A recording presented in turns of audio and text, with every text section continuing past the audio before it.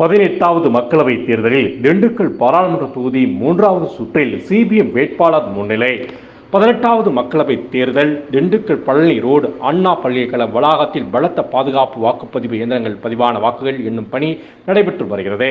அதன்படி திண்டுக்கல் மாவட்டம் செய்தி மக்கள் தொடர்புத்துறை செவ்வாய்க்கிழமை 10:55 மணி அளவில் வெளியிடப்பட்ட தகவலின்படி திண்டுக்கல் மக்களவை தொகுதி 3வது சுற்று நிலவரம்: இந்தியா கூட்டணி சார்பாக போட்டியிட்ட சிபிஎம் வேட்பாளர் சச்சிதானந்தம் 95,658 வாக்குகளும், அதிமுக கூட்டணி எஸ்டிபிஐ சார்பாக போட்டியிட்ட எஸ்டிபிஐ மாநில தலைவர் முகமது முபாரக் 33,353 வாக்குகளும், பாஜக தலைமையிலான கூட்டணி பாமக வேட்பாளர் திலகபாமா 14,339 வாக்குகளும், நாம் தமிழர் கட்சி வேட்பாளர் 13,435 வாக்குகளும் பெற்றுள்ளார். இதில் தமிழகத்தில் திமுக தலைமையிலான இந்தியா கூட்டணி சிபிஎம் வேட்பாளர் சச்சிதானந்தம் 62,305 வாக்குகள் வித்தியாசத்தில் முன்னணியில் உள்ளார்.